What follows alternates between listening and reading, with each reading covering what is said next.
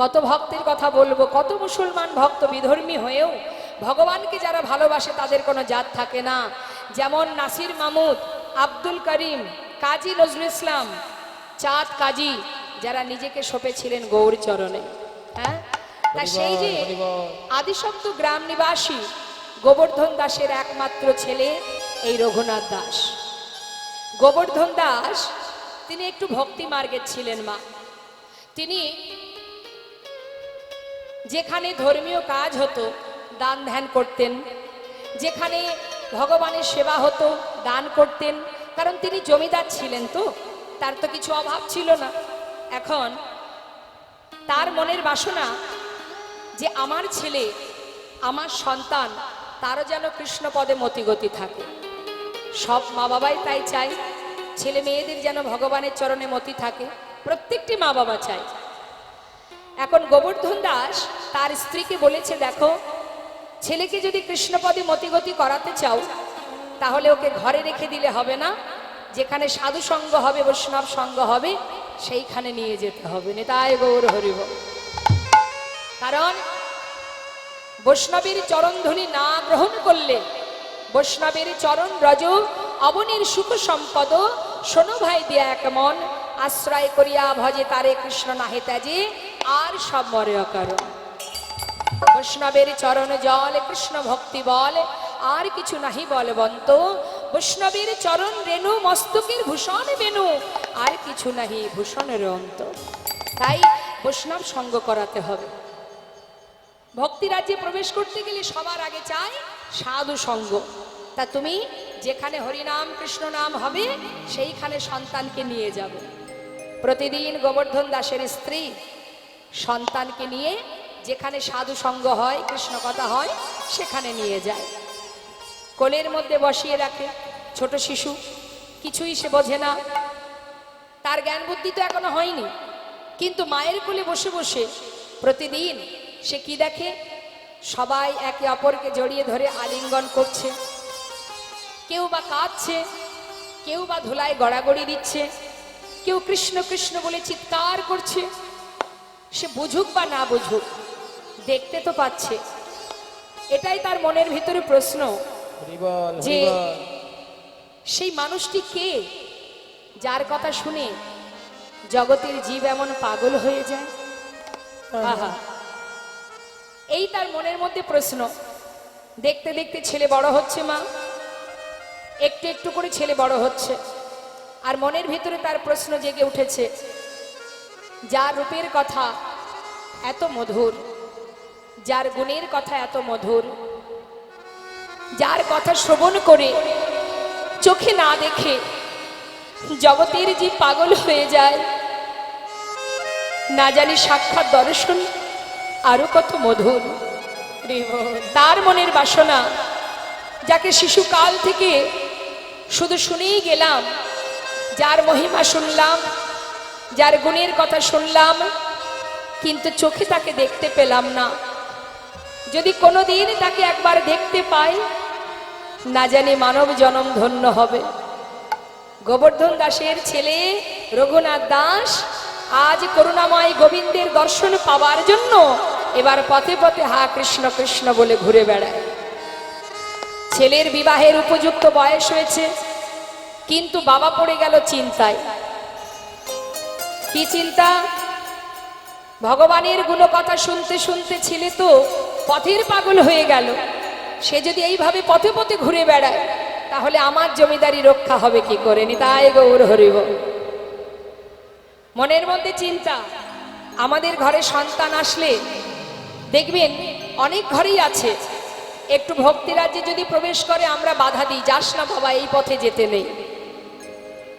শাস্ত্রে বললেন সেই মাতা মাতা নয়, সেই পিতা পিতা নয়। যদি কোনো সন্তান ভক্তি রাজ্যে প্রবেশ করে তাকে এগিয়ে দেয় সৎ মায়ের, নিজের মায়ের প্রকৃত ধর্ম। কিন্তু মাগো, ছেলে যখন পথে পথে কৃষ্ণ কৃষ্ণ কৃষ্ণ বলে ঘুরে বেড়ায়, সেই সময় গোবর্ধন দাস চিন্তা করলেন আমার জমিদারি রক্ষা হবে কি করে? ছেলেকে যেমন করে হোক ঘরে বেঁধে রাখতে হবে। কি করে বেঁধে রাখা যায়? এলাকার কয়েকজনকে যারা গ্রামের মধ্যে দেখবেন কারোর কোনো সমস্যা হলে গ্রামের কিছু গণ্যমান্য ব্যক্তিকে ডাকে আলোচনা করবার জন্য। এখন তাদেরকে ডেকে নিয়ে এসে সিদ্ধান্ত হচ্ছে যে কি করে আমি আমার ছেলেকে ঘরে বেঁধে রাখবো। পাড়াপড়শি আলোচনা শুনে বলে উঠলেন, দেখো তোমার ছেলের মনে যে ভাবনা তৈরি হয়েছে সেখান থেকে তাকে তোমার এই রাজ্যে ফিরিয়ে আনা আর কোনো উপায় নেই। একটা শেষ চেষ্টা করতে পারো, যদি বিবাহ দিয়ে দিতে পারো। নিতাই গৌর হরি বল। অনেক সময় দেখা যায় বিবাহ বন্ধনে স্ত্রীর ভালোবাসায় বাধা পড়তেও পারে। দেরি না করে গোবর্ধন দাস খুঁজতে শুরু করলেন, একটা সুকন্যার সন্ধান করলেন। সুকন্যার সন্ধান করে তাড়াতাড়ি করে শুভ দিন দেখে তার পুত্রের সঙ্গে বিবাহ দিলেন। নিতাই গৌর হরি বল। বিবাহ হলো মা। বিবাহের পর ছেলেকে আর বৌমাকে নিয়ে ঘরে এলো গোবর্ধন দাস। দেখুন, হৃদয় মাঝে যদি একবার কৃষ্ণ প্রেম জেগে যায়, পৃথিবীর কোনো শক্তি নেই হৃদয় থেকে সেই কৃষ্ণ প্রেমকে দূরীভূত করে দিতে পারে। সবই তার কাছে তুচ্ছ হয়ে যায়।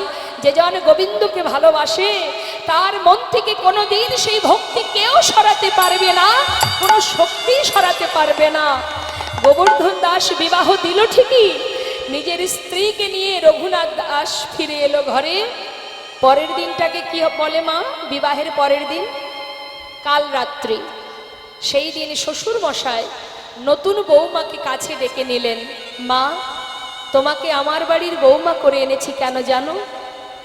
আমার ছেলে শিশুকাল থেকে এমন একটা মানুষের কথা, এমন একজনের কথা শুনে আসছে, দিনের পর দিন তার কথা শুনতে শুনতে, তার রূপের কথা, তার গুণের কথা, তার মহিমা, আজ আমার ছেলে পথের পাগল হয়ে গেছে। জানো মা, আমার এত বড় জমিদারি কে রক্ষা করবে বলো? তাই আমি আমার ছেলেকে বিবাহ দিলাম, তোমাকে আমার বৌমা করে ঘরে নিয়ে এলাম। তুমি লক্ষ্মীমন্ত মা, তুমি তোমার ভক্তি ভালোবাসা দিয়ে আমার ছেলেটাকে ঘরে বেঁধে রেখো। বাবা, আমি চেষ্টা করব। আহা, চলে গেল কাল রাত। পরের দিন এলো ফুলশয্যা রাত। ফুলশয্যা ঘরে রঘুনাথ দাস বসে বসে নয়নের জলে বুক ভাসিয়ে কাঁদছে। হে দয়াময়, এ কোন কঠিন পরীক্ষায় তুমি ফেলেছো আমায়। শুধু তোমাকে ভালোবেসেছি বলেই কি জীবনের বড় আশা তোমায় একটিবার দেখতে চাই। এই চাওয়াটাকে কি আমার ভুল? কেন তুমি এমন বাঁধনে বাঁধতে চাইলে আমায়? কেমন করে বাঁধন ছিঁড়ে তোমার কাছে পৌঁছাবো করুণাময়? শিশুকাল থেকে তোমার মহিমা শুনতে শুনতে আমার যে বড় আশা, একবার তোমায় দেখতে চাই। এ তুমি কোন পরীক্ষায় ফেলেছো আমায়? রঘুনাথ দাস আপন মনে প্রভুর চরণ স্মরণ করে কাঁদছে। তার স্ত্রী, তার সহধর্মিনী, নাম তার সরজু, জিজ্ঞাসা করছে, স্বামী, আজকের এই ফুলশয্যা রাত্রি তোমার আমার জীবনের আনন্দের দিন। আজকের দিনে তুমি ফুলশয্যা ঘরে বসে কাঁদছো কেন? আজকের দিনে, আমাদের সুখের দিনে তোমার চোখে জল কেন? তবে কি এই বিবাহেতে তোমার কোনো মত ছিল না? তোমার কি ইচ্ছা ছিল না? নাকি আমাকে তোমার পছন্দ নয়? কেন তুমি কাঁদছো? আজ তো আমাদের জীবনের আনন্দের দিন, সুখের দিন, তুমি কাঁদছো কেন স্বামী? রঘুনাথ দাস বলছে, সরজু, তোমার প্রশ্নের উত্তর আমি দেব। তার আগে আমি তোমাকে জনিতাই আমি দুটো প্রশ্ন করব, সেই প্রশ্নের উত্তর তোমাকে দিতে হবে। বেশ, বলো স্বামী। সরজু, বিবাহের পর তুমি এই ঘরে এসেছো, এই ঘরের তুমি কে হও? স্বামী, এই ঘরের আমি কুলবধূ। বাহ, আচ্ছা সরজু, আমার কে হও? আমি তোমার সহধর্মিণী। ঠিক বলেছ। আচ্ছা সরজু, সহধর্মিণীর কাজ কি হয়? স্বামী, আমি তো অত জানি না, তবে গুরুজনের কাছে শুনেছি স্বামীর ধর্মের পথে সহায়তা করাই সহধর্মিণীর একমাত্র কাজ। সরজু, তুমি ঠিকই বলেছ সরজু। এই যে কথাটা তুমি আমায় বললে, স্বামীর ধর্মের পথে সহযোগিতা করা, তবে আজ শোনো, তোমায় আমি বলি কেন আমি কাঁদছি জানো? শিশুকাল থেকে মায়ের কোলে বসে এমন একজনের রূপের কথা, গুণের কথা, মহিমা শ্রবণ করতে করতে আজ আমি এত বড় হয়েছি। যার রূপের কথা এত মধুর, যার গুণের কথা এত মধুর, যার মহিমা এত মধুর, না জানি সাক্ষাৎ দর্শন আরো কত মধুর। মনে বড় বাসনা, যাকে শুধুমাত্র শুনেছি তাকে একবার দেখব। তাই তো পথে পথে ঘুরি, কৃষ্ণ কৃষ্ণ বলে ডাকি। আমার পিতা নিজের প্রয়োজনে আমাকে ধরে রাখবার জন্য, তাদের প্রয়োজনে আমাকে রাখবার জন্য আমার সঙ্গে তোমার বিবাহ দিয়েছে। বলো সরজু, তুমি কি আমার ধর্মের পথে সহায়তা করবে? স্বামী, তুমি কি বলছো আমায়? আমি তোমার কথা কিছু বুঝতে পারছি না। সরজু, আজই আজই এই রাত্রেই সবার অলক্ষ্যে তুমি আমার হাতটি ধরে একেবারে বাহির দরজার বাহির করে দেবে।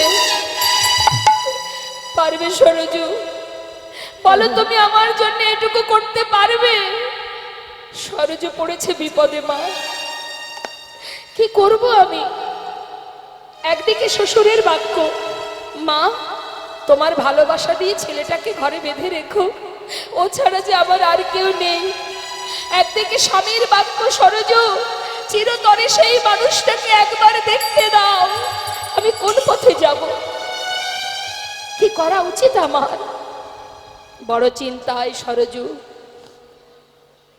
কার কথা শুনবো, শ্বশুরের বাক্য না স্বামীর বাক্য? বসে বসে কাজ।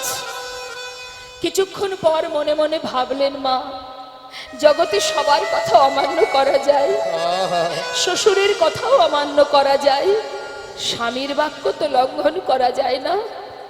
স্বামী, তুমি যাবে? সত্যি তুমি তাকে দেখতে চাও? আমার হাত ধরো, চলো তোমাকে বাহির করে দিয়ে আসি। সরজু, শুধু ঘর থেকে দিলে হবে না, একেবারে বাহিরে দরজার বাইরে দেবে। কেন জানো? চেয়ে দেখো, চারিপাশে প্রহরী আছে। যদি কেউ দেখতে পায় যে আমি একা ঘর থেকে বেরিয়ে যাচ্ছি, তাহলে চারিদিকে খবর হয়ে যাবে।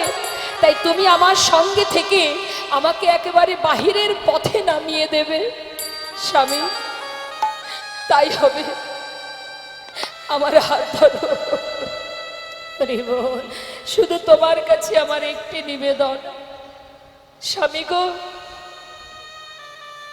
যে ভক্তি নিয়ে, যে প্রেম, যে ভালোবাসা তোমার হৃদয়ে জন্মেছে, আমার বিশ্বাস এই শুদ্ধ প্রেম একদিন গোবিন্দ চরণে পৌঁছে দেবেই দেবে।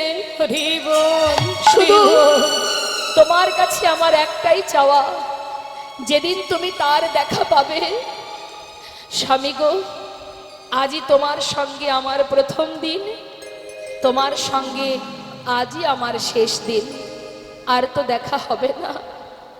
তাই যেদিন শুধু তুমি তার দেখা পাবে, শুধু সেই দিন এই অভাগিনী রে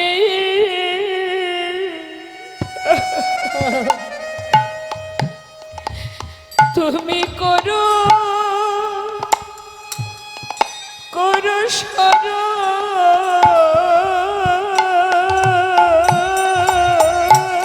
সেদিন অভাগিনী রে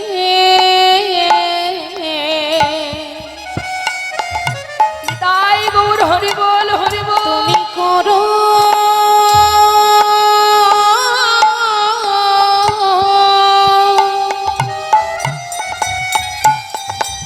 একবার করো যেদিন পাবে তুমি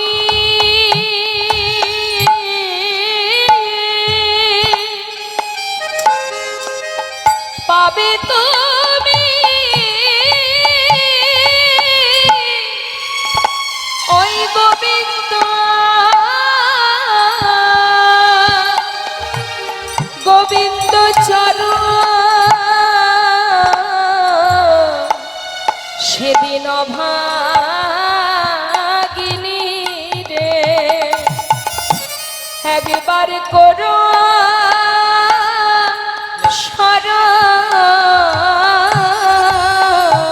পাবে তুমি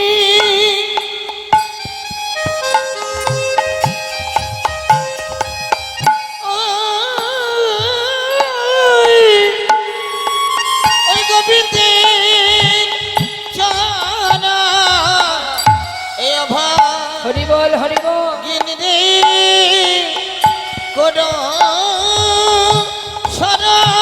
যেদিন আমি আর কিছু চাই না স্বামী সেদিন অভাগিনী রে একবার করো আমি আর কিছু চাই না স্বামী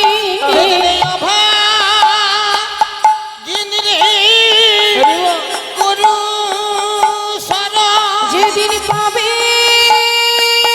তুমি ওই গোবিন্দ চরণ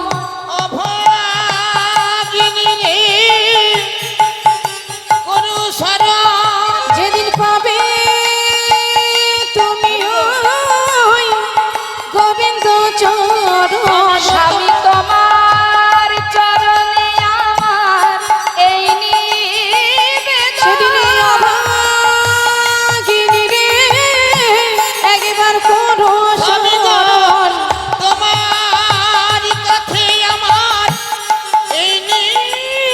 সেদিন অভাগিনীকে করো স্মরণ আমি আর কিছু চাহি না গো সেদিন অভাগিনীকে করো স্মরণ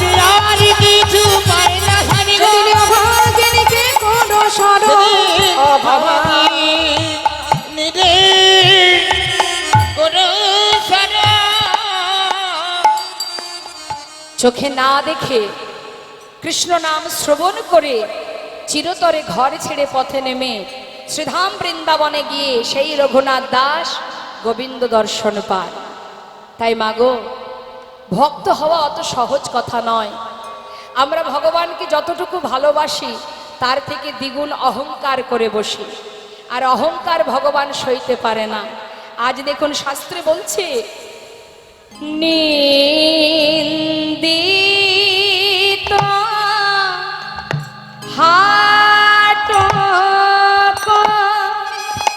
গোরার কান্তি কালে বড় নিন্দিত হাট কান্তি কালে বড় নিন্দিত হাট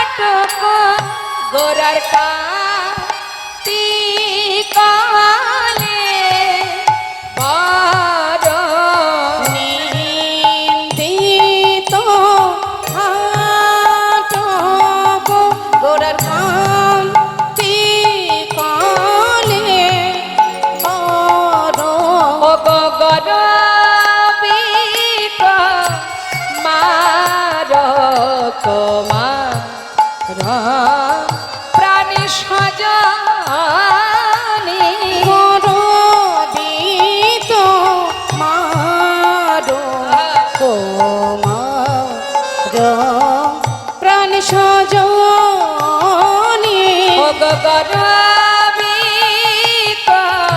মার কুমার প্রাণ সজনী গরবিত মারো কুমার প্রাণ সজনী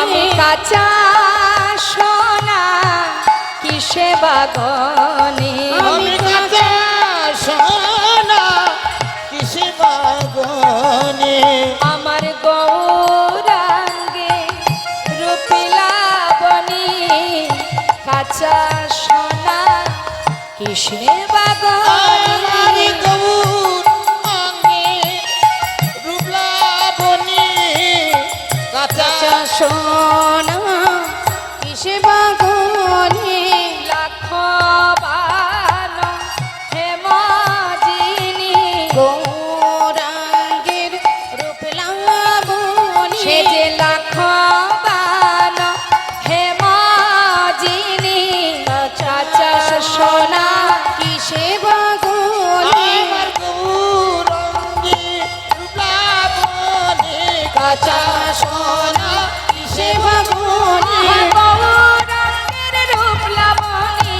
কাঁচা সোনা কিসে বাগনে গৌরাঙ্গের গায় গৌর হরি কাঁচা সোনা কিসে বাগনে গৌরাঙ্গের রূপলাবনী কাঁচা সোনা কিসে বাগনে লাভবান রূপে বাজিনী কাঁচা সোনা কিসে গুণ গৌরাঙ্গের রূপ লাবণী কাঁচা কাঁচা সোনা কিসে বাগনে কথাটা কি বললেন মা? নিন্দিত হাটকো, কত সুন্দর কথা। নিন্দিত হাটকো, হাটকো মানে সোনা। সোনার অনেক নাম, কারণ তার অনেক সুন্দর তো, কি তাই তো? সোনা পেলে কত খুশি হয় নারী জাতি, হ্যাঁ? আহা, তার সোনার তো অনেক নাম। হাটক মানে সোনা, কাঞ্চন মানে সোনা, আবার হেম মানে সোনা। তা সোনার কিন্তু একটু গর্ব হয়, কারণ জগতে যা কিছু আছে অনেক মূল্যবান হচ্ছে এই সোনা, তা গর্ব তো হওয়াটা স্বাভাবিক। এখন নদিয়া নাগরী দ্বিতীয় নাগরীকে বলছে, সজনী রে কি দেখলাম জানিস? নিন্দিত হাট ও কান্তি কলেবর। কলেবর মানে দেহ। গৌরহরির সেই কলেবর, অর্থাৎ গৌরহরির সেই অপরূপ সৌন্দর্য, সেই সুন্দর যে অঙ্গকান্তি দর্শন করে হাটাক মানে সোনা, তার যে অহংকার হয়েছিল যে আমি বড় সুন্দর, আমি বড় মূল্যবান, আমি দামি, হ্যাঁ, সেই দাম, সেই মূল্যবান সোনা তার অহংকার চূর্ণ হয়েছিল, হরিবল হরিবল। তার গর্ব দূরীভূত হয়েছিল। আর একজনের গর্ব ছিল মা, সে বড় সুন্দর, সে কে না কামদেব। কামদেবের খুব অহংকার ছিল, তাই কামদেব দেখতে খুব সুন্দর, তাই কামদেবের অহংকার হয়েছিল যে আমার মতো সুন্দর আর কেউ নাই। যেদিন গৌরবদন দর্শন করেছিল সেদিন তার অহংকার দূরীভূত হয়। তাই নদিয়া নাগরী বলছে, সজনী রে এই জগতের সোনার গৌর সোনা কি এক হতে পারে? আপনারাই বলুন না মা, গৌর সোনার সঙ্গে এই জগতের সোনার তুলনা হয়? তার একটা সাধারণ প্রমাণ আপনাদের দিই। এই জগতে কোনো জীব, কোনো রমণী যদি একটা সোনার গহনা তৈরি করে, হয়তো আপনাকে বলল যে যাস কালকে আমার বাড়িতে, আমি একটা গহনা বানিয়েছি, দেখে আসিস। যাই হোক, নিমন্ত্রণ হয়েছে, আপনি গেলেন, দেখে এলেন। কথাটা খুব গভীরভাবে বুঝবেন মা। আজকে আপনি দেখে এলেন, কালকে আবার মনে হবে যাই তো সেই গহনাটা আর একবার দেখে আসি। তৃতীয় দিন আবার মনে হবে, হবে না। তার মানে কি, এই জগতের সোনা কেউ যদি চোখে একবার দেখে, দ্বিতীয়বার দেখবার ইচ্ছা তৈরি হয় না। কিন্তু যদি কোনো ভাগ্যবান ভাগ্যবতী আমার গৌর সোনাকে চোখে একবার দেখে, হরিবল হরিবল। সে আর কোনোদিন চোখ ফেরাতে পারবে না, সে আর ঘরে ফিরতে পারবে না। যদি কেউ গৌর সোনাকে একবার দেখতে পায়, এ জগতের সোনা যতই আমরা অঙ্গে ধারণ করি না কেন, সোনার পরশে আমরা কেউ সোনা হয়ে যাই না, বরং আমাদের মধ্যে অহংকার জন্মায়। আমরা যদি একটু সোনা অঙ্গে পরি, আমাদের মধ্যে অহংকার আসে। কারোর ঘরে যদি একটু বেশি সোনা থাকে, তার ভিতরে লোভ তৈরি হয়, মনের ভিতরে বাসনা জন্মায়। এত সোনা আছে ঘরে, গ্রামের মধ্যে কষ্ট করে কেন থাকবো? সোনা বিক্রি করে শহরে একটা ফ্ল্যাট কিনবো, সেখানে এসি ঘর থাকবে, আরামায়েশে জীবন কাটবে। তার মানে কি হচ্ছে? এই জগতের সোনা কিন্তু আমাদের ভিতরে লোভ লালসা তৈরি করছে। কিন্তু যদি মা কারোর ঘরে গৌর সোনা থাকে, তার অবস্থা কি হয়? শাস্ত্রে বললেন এই জগতের সোনা ঘরে থাকলে অহংকার হয়, আর গৌর সোনা যদি কারোর ঘরে থাকে, তার দশা কি হয় জানো? সে যে পথের কাঙাল হয়ে যায় গো, সে যে পথে এটাই গৌর হরিবল, গৌর হরিবল। কাঙাল হয়ে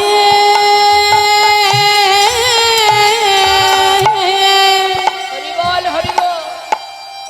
কাঙাল হয়ে যায় গো,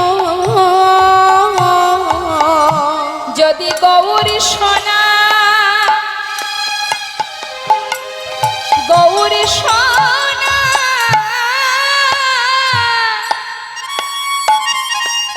ধরে রাখিতে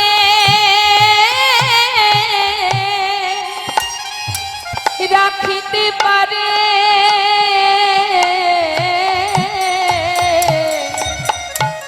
সে যে পথে পথে কেঁদে কেঁদে বেড়া, আমার গৌর সোনা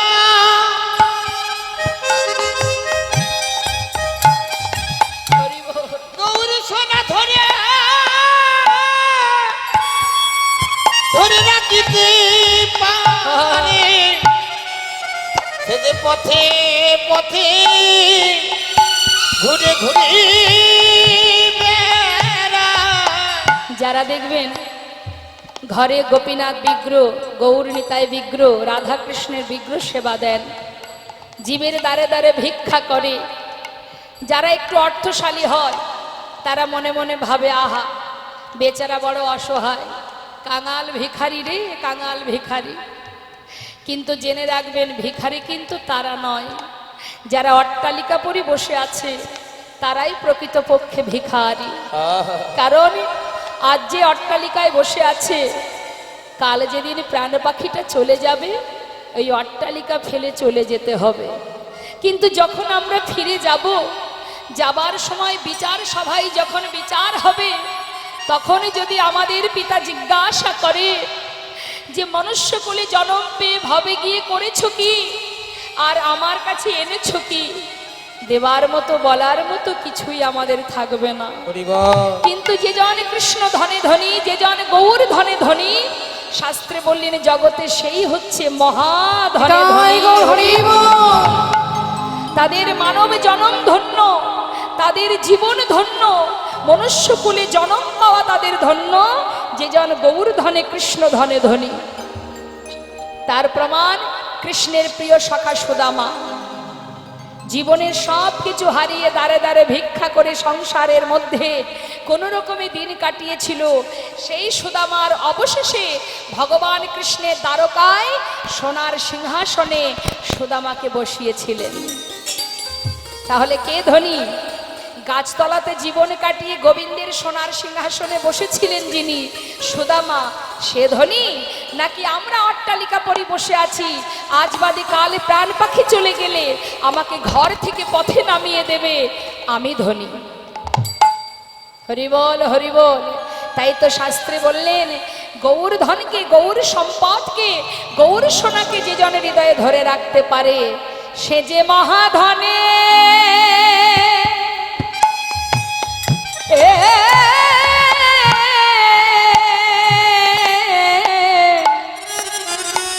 মহাধনে ধনী হয়ে সে যে পথে পথে কেঁদে কেঁদে বেড়া। ওই না মহাধনী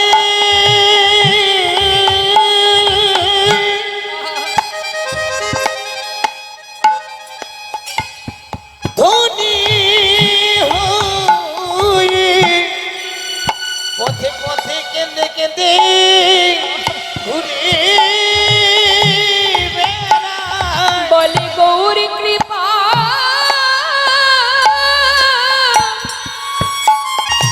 একবার করো মোরে। সে যে গৌর ধনে ধনী হয় গো। ওই গৌর কৃপা করো বলে মহাধনী বল হরি বল। ধনী হই গো গৌর কৃপা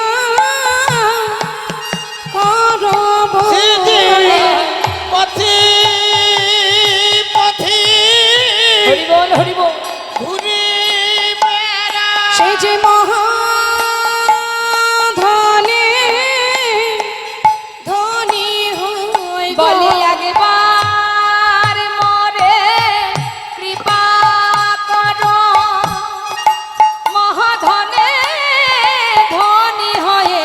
একবার মোরে কৃপা করো মহাধনে ধনী সে হয় যে মহাধনে ধনী হয়ে পথে একবার পথে ঘুরে সে যে বেড়ায়। মহাধনে ধনী হরি পথে পথে ঘুরে সে বেড়ায়। যে মহাধনী ধনী হয়ে পথে পথে কেঁদে সে বেড়ায়। যে মহাধনী ধনী হয়ে পথে ঘুরে বেড়ায়। সে যে মহাধনীর ধনী হয়ে পথে পথে ঘুরে বেড়ায়।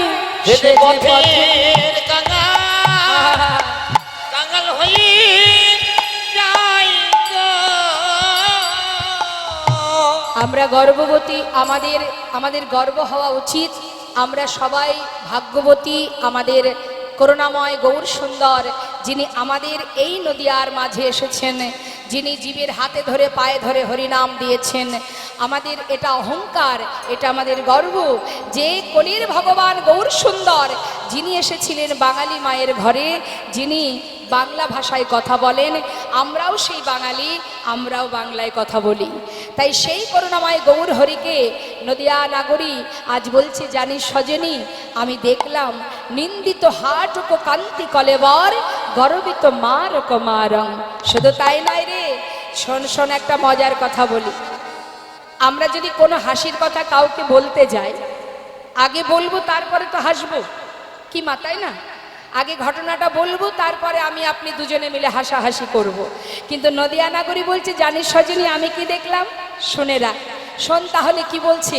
বলছে লোকে আগে কথা বলে বলে তবে হাসে। লোকে আগে কথা বলে বলে তবে হাসে। গৌর হরি কথা বলবার আগে মধুর মধুর মৃদু হাসে। মধুর মধুর মৃদু হাসে। মধুর মধুর মৃদু হাসে। যাই রে হাসির বলি হারি, যাই রে হাসির বলি আহা হারি। যাই রে হাসির বলি হারি। যাই রে হাসি বলে হারি। জানাই এমন প্রভু দেখি নাই রে, যাই রে হাসির বলি হারি। আমরা এমন কভু দেখি নাই রে, যাই রে হাসির বলে হারি। মধুর মধুর মৃদু হাসে। মধুর মধুর মৃদু হাসে। ভাসে। সবাই মিলে একবার মহামন্ত্র জপ করব, তারপর আমরা লীলায় প্রবেশ করব। দু হাত তুলে সবাই মিলে। মাঝে মাঝে হাতগুলো উঠছে না কেন? কই হাতগুলো কই? দেখুন ভগবান দিয়েছে যে হাত, একবার গোবিন্দ সেবার করে যে হাত আমরা পেয়েছি, সেই হাত দুটো একবার তুলুন তার সেবার জন্য। সকলেই তুলুন, সকলেই। হ্যাঁ, হাত তো সেটাই যে হাত দিয়ে ভগবানের সেবা হয়। তুলুন, যদি গোবিন্দ সেবার হাত থেকে থাকে। তুলেছেন? মাঝখানে মাঝখানে যে ফাঁকাগুলো আছে, পাশের জন্য একটু ধরে হাতটা তুলে দিন। বাহ, হরিবল। না তুললেও তুলতে হবে, কিছু করার নেই। সাধু সঙ্গ করলে, যদি সাধুদের মধ্যে একটা যদি চোর থাকে, সে চোর সাধু সঙ্গ করলে সাধু হয়ে যায়। তা কেউ যদি চুরি করে ফাঁকি দিয়ে চুপচাপ হাত গুটিয়ে বসে থাকে, তাকে সাধু করতে হবে। তুলে দিন হাতগুলো। বাবা নেতাই গৌর হরিবল হরিবল। দুহাত তুলে আত্মা নিবেদন করে পরমাত্মার স্মরণ করে সবাই মিলে একবার মহামন্ত্র জপ করব। আমরা কলির জীব, আমরা কলির ভগবান গৌর সুন্দরের দেওয়া সেই মহামন্ত্র সবাই মিলে একবার বদনে গাইব। কেমন? বেশ, হাতে তালি দিয়ে তালে তালে। হ্যাঁ, আমি গাইব, শেষ হলে আপনারা গাইবেন। কেমন? হাত নামিয়ে তালি দিলে হবে না, হাত তুলে তালি দিতে হবে। হরে কৃষ্ণ কৃষ্ণ কৃষ্ণ হরে হরে, আচ্ছা, হরে রাম রাম রাম হরে হরে, হরে কৃষ্ণ। আরেকটু জোরে।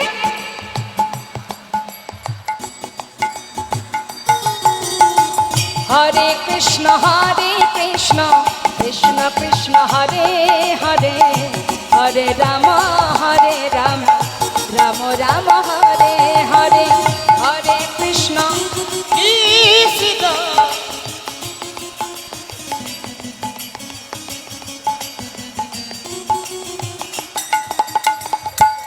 আচ্ছা, বুঝতে পারছি না এই ফিস ফিস করে কেন গাইছেন? এমন ভাবে গাইবেন আকাশে যদি দুর্যোগ হয়, যে গর্জন হয়, তার থেকে জোরে জোরে গাইতে হবে। কেমন? মায়েরা কি একটু ঝগড়া টগড়া করেন নাকি? করেন? ঝগড়া করেন? করেন না? তাহলে একটু বাবাদের কাছে শুনবো। ঠিক আছে বাবা, মায়েরা কি ঝগড়া করে? করে? ওই যে সত্যি কথাটা বলে দিল। তা ঝগড়া করার সময় যে গলার জোরটা থাকে না, আজকে সেই গলার জোরে হরিনাম করতে হবে। হ্যাঁ, আরো জোরে গাইতে হবে। তুলুন হাত। হ্যাঁ, তুলুন। বেশ, শুনুন, তারপরে গাইবেন। হরে কৃষ্ণ কৃষ্ণ কৃষ্ণ হরে হরে, হরে রাম রাম রাম হরে হরে, হরে কৃষ্ণ।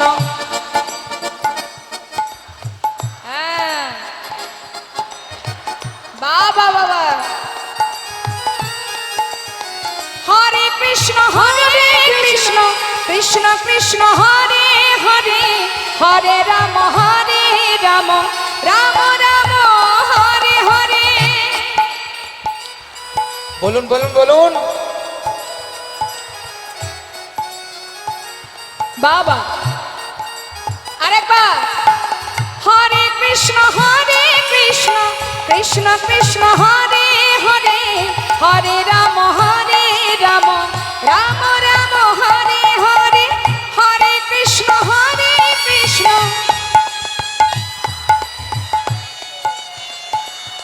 আহা। হরে কৃষ্ণ কৃষ্ণ কৃষ্ণ হরে হরে, হরে রাম রাম রাম হরে হরে, হরে কৃষ্ণ কৃষ্ণ।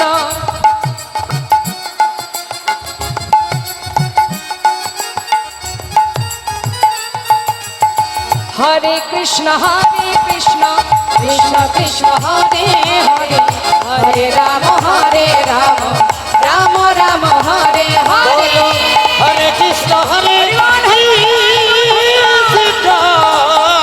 কৃষ্ণ কৃষ্ণ হরে হরে, হরে রাম রাম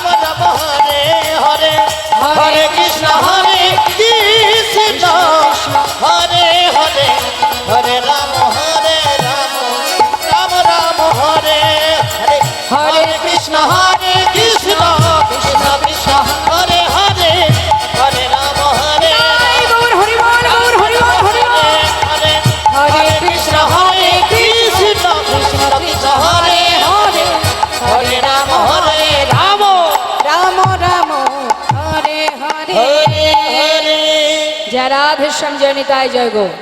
করুণাময় গৌর সুন্দর ভক্তগণকে নিয়ে সুরধ্বনি তীর আলো করে মনের আনন্দে ভক্তগণকে নিয়ে হরিনাম গাইতে গাইতে যাচ্ছেন।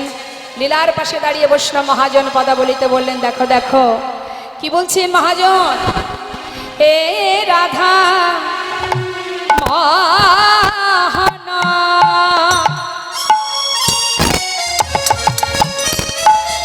খভিত দুরামতি এ রাধা মোহন খোভিত দুরমতি অগনামক আহানি রূপম লীলা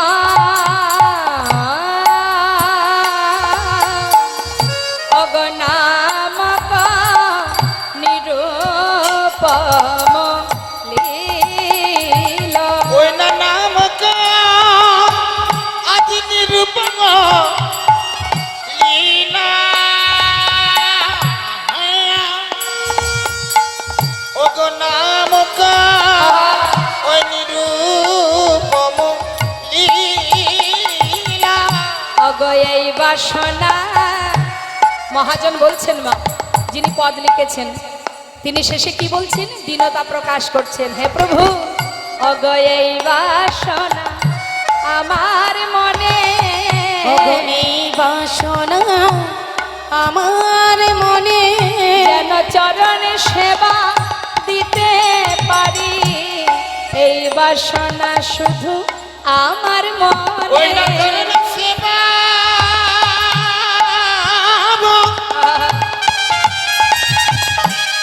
করিতে পারি।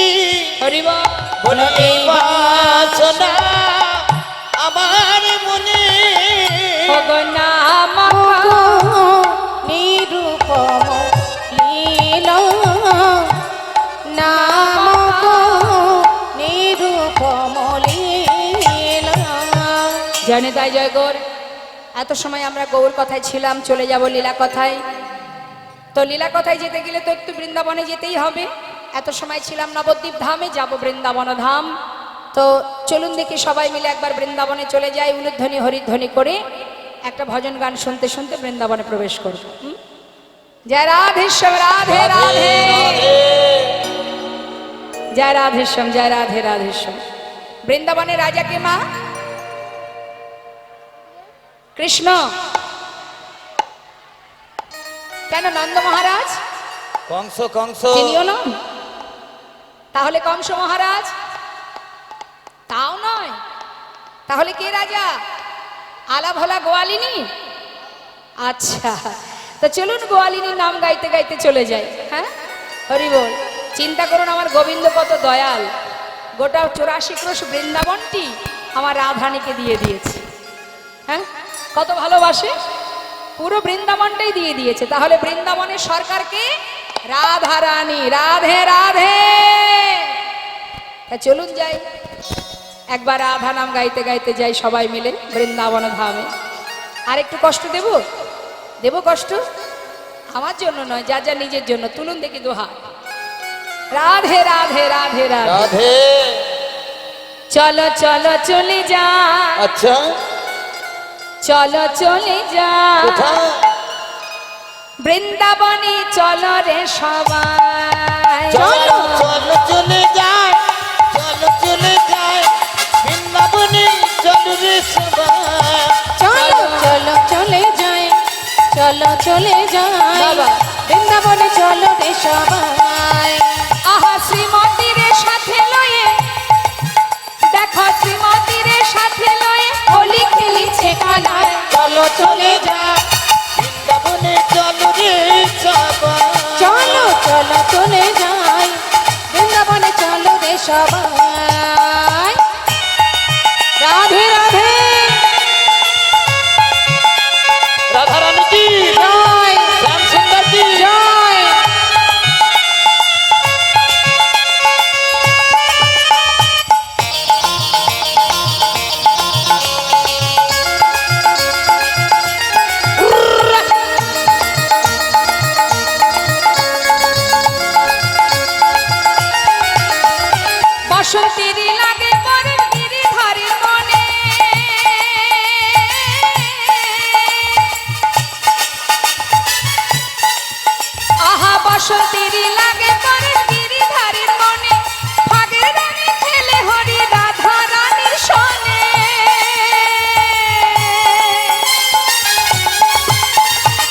বসন্তেরই লাগে পরশ গিরিধারীর মনে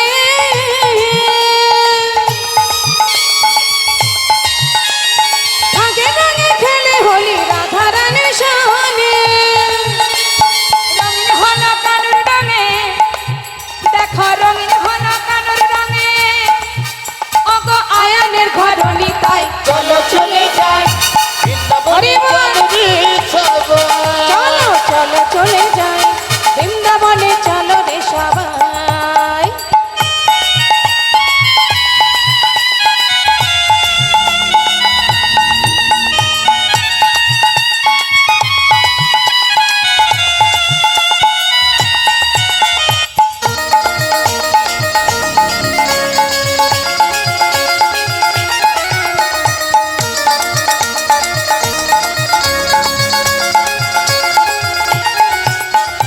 কেমন খেলা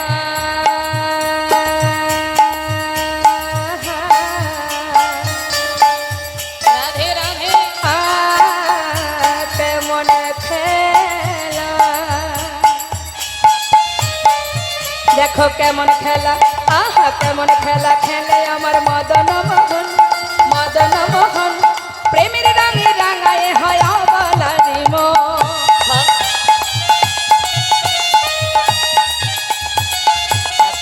হায় কেমন খেলা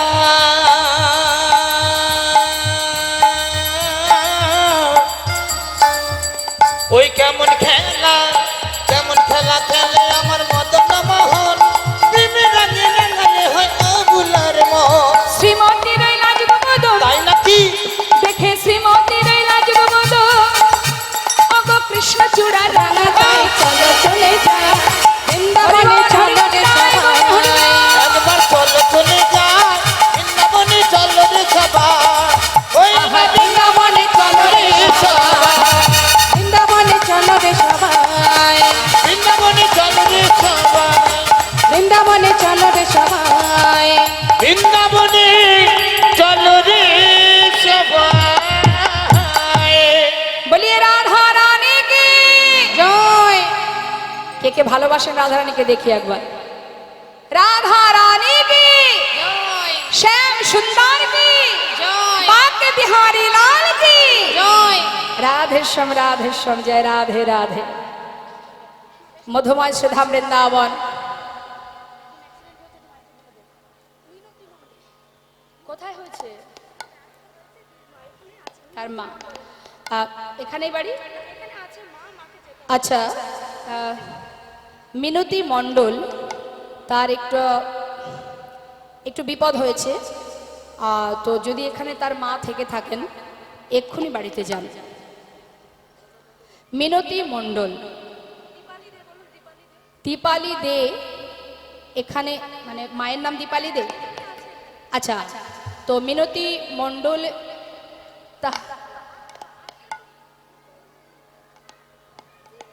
একটু জলদি ঘরে চলে যান। জয়নেতা জয়গৌর সুধাম বৃন্দাবন হরিকে দেখেছি সজনী রে, শুধু তাই নয় রে, আমি আরো কি দেখলাম। আর কি দেখলি? আমি দেখলাম ওরে সেই যে নদিয়ার চাঁদ গৌর সুন্দর, তিনি দুবাহু তুলে সুরধ্বনির তীর আলো করে ভক্তগণকে নিয়ে হরিনামে মত্ত হয়ে আছে। আমি দেখতে পেলাম তার গলায় আছে মালতী ফুলের মালা। শুধু তাই নয়, আরো দেখলাম কি জানিস? তিলক কবি নিন্দিত,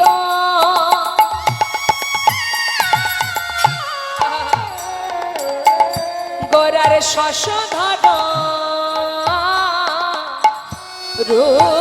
রূপকার, তিলক কবি নিন্দিত গোরার শশধর রূপকার ওরে তিলক কবি নিন্দিত,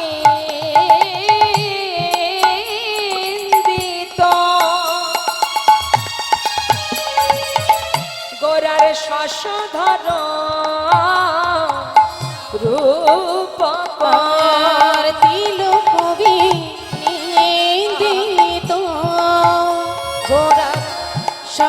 ধর রূপকর। ওরে যুবতী, ওমা যুবতী মানে নারী জাতি। সখী যুবতী মনোহর বেশ,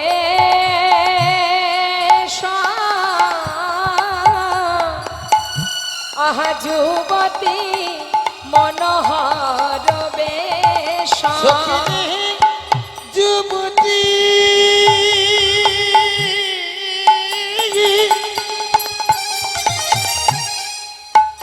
ওই না মনোহর বেশ, ওই না যুবতী মনোহর বেশ।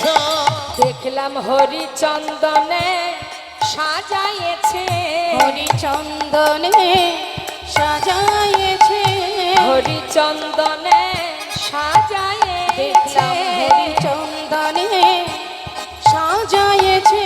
ওই না হরিবলা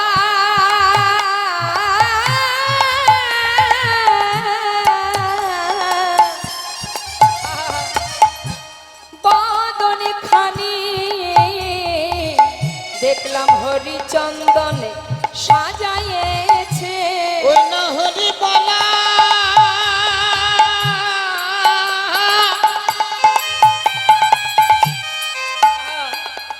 সখী রে,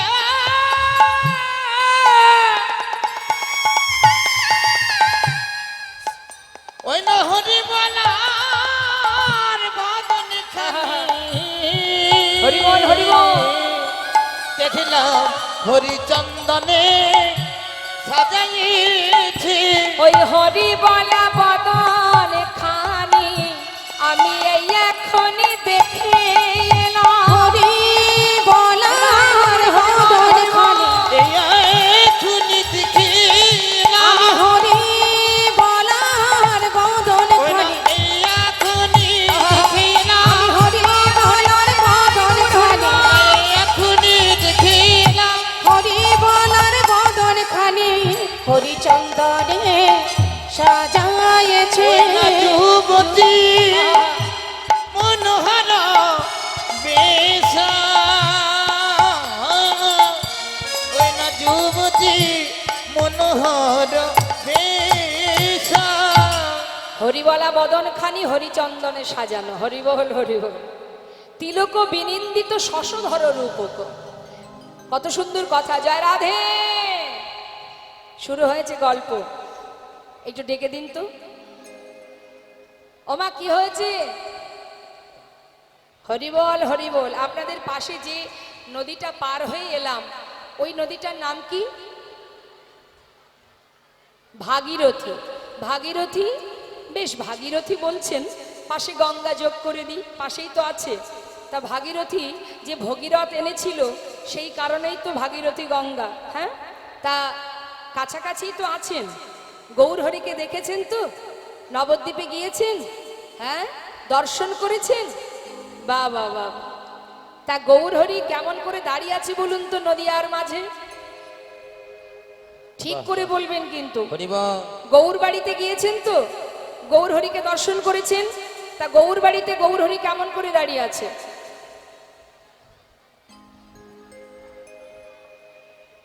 এখনো ঠিক করে হয়নি কিন্তু, ঠিক করে বলুন। এইভাবে দাঁড়িয়ে আছে? আরেকবার যাবেন গৌর বাড়িতে, আরেকবার যাবেন নবদ্বীপে, গৌর বাড়িতে যাবেন, দেখবেন সেখানে কেমন করে দাঁড়িয়ে আছে। এইভাবে নয়, এইভাবে। হরিবল নিতাই গৌর হরিবল হরিবল। ঠিক করে দেখতে হবে। এই হরিবাসরে এসে যেমন গল্প করছেন, লীলা শোনা হবে না? হবে না। এত গল্প করলে লীলা শোনা যাবে? একটু মন দিন কথার মধ্যে। শশধর মানে মা আমরা সবাই জানি। শশধর কাকে বলে? আকাশের চাঁদ। তার নদিয়ার মাঝে আরো একটি চাঁদের উদয়। নদিয়ার আকাশে কোন চাঁদ? আমার গৌর চাঁদ। নিতাই গৌর হরিবল হরি। তা বলছে এই অপূর্ব চাঁদ, গোরা চাঁদ, এই চাঁদে যে একবার জ্যোৎস্নায় স্নান করেছে, আকাশের চাঁদ আমরা দেখতে পাই, যেটা আকাশে একটাই চাঁদ আছে। আর নদিয়ার চাঁদ আমার গৌর সুন্দর। আজ দেখুন মহাজন বলছে তার ললাটে আছে কি সুন্দর একটি তিলক, তাই তো, যার রূপ দেখলে যুবতী মনোহর বেশ। যুবতী মনোহর বেশ মানে তার সেই অপরূপ রূপটা দেখলে যে দেখবে তার অঙ্গে কোনো দামি বসন নেই, আছে? রাজবেশ আছে কি? নেই। তাহলে দামি দামি গহনা আছে? তাও নেই। কিন্তু সেই রূপ দেখলে এই ত্রিভুবন ভুলে যায়। তাহলে রূপ কাকে বলে? আমরা সাজলে আমাদের দেখতে ভালো লাগে, না সাজলে কি ভালো লাগবে দেখতে? আমরা সেজে গুজে থাকি বলে দেখতে ভালো লাগে।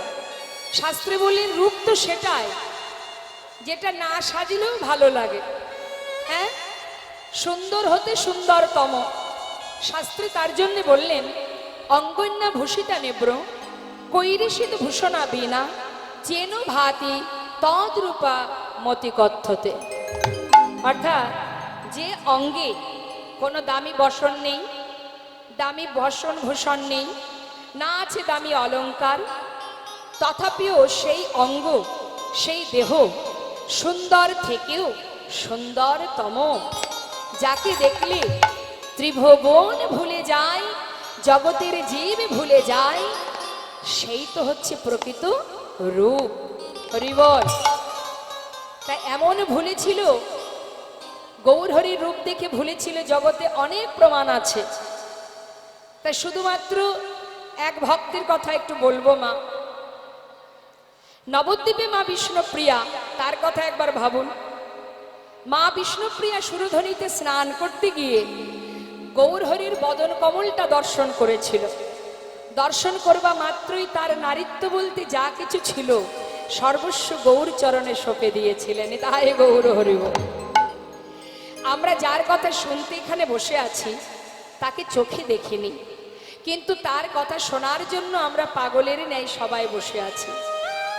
এমনও কোনো ভক্ত আছে মা যে চোখে দেখেনি, শুধু শুনেছে, শুনেই সে ঘর ছেড়ে পথে নেমে গেছে। কত ভক্তের কথা বলবো।